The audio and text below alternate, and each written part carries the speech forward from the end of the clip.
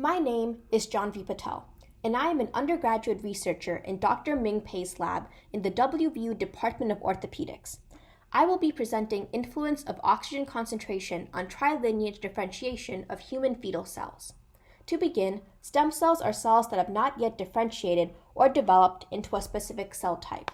Stem cells can potentially be engineered to specialize into a particular cell type and to treat tissue defects such as cartilage damage, bone loss, and breast reconstruction.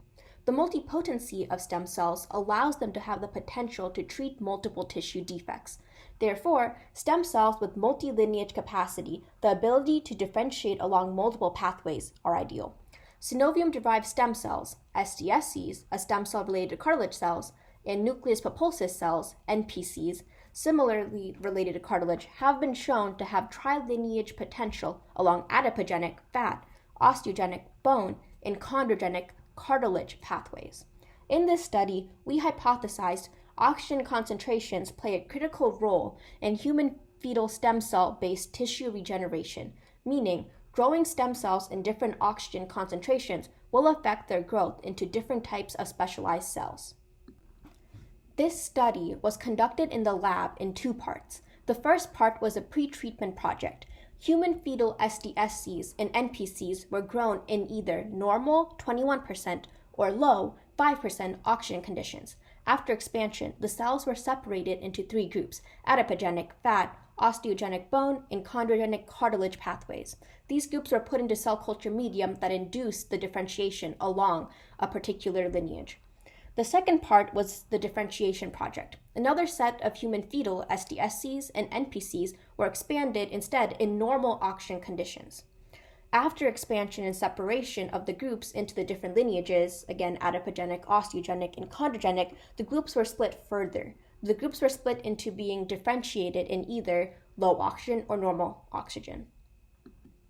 We then analyzed the groups of cells that resulted from these treatments. For analyzing the proliferation, cell growth in the groups, real-time PCR and flow cytometry for surface markers, EDU, and cell cycle were used.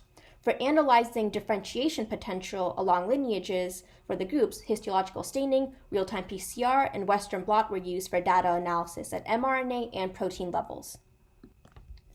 These are some of our preliminary results for the pre-treatment part of the project. Cells under osteogenic induction were stained with alizarin red staining, as seen here, which identifies calcium deposits in the cell. This is expected in osteogenic differentiation groups because they are related to bone. We observed that SDSCs had a higher osteogenic capacity as the staining is more observable. Real-time PCR looks at mRNA levels in cells. Osteogenic cells should have high levels of SPP1 and SP7 mRNA, as those mRNA code for proteins related to this lineage.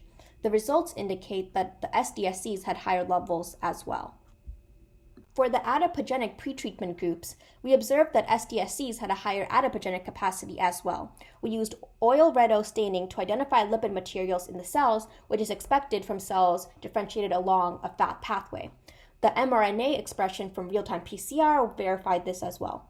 We also observed that the low oxygen groups displayed more staining and higher mRNA expression levels, meaning low oxygen pre-treatment promoted adipogenic differentiation. For the chondrogenic induction groups, the real-time PCR, we can see the NPC groups have a higher expression of mRNA. We also see that the low oxygen groups have higher levels, indicating that a low oxygen environment in pre-treatment promotes chondrogenic differentiation. Overall, we are able to conclude that oxygen concentration significantly affects differentiation in a lineage-dependent manner, meaning that growing human fetal stem cells, specifically SDSCs and NPCs, in different oxygen conditions does affect their ability to differentiate along specific lineages. Studying a variable like oxygen and the specialization of stem cells along certain pathways is crucial in determining how to optimize them for actual use. Continued research is needed to improve stem cell tissue engineering as an approach for regenerative medicine.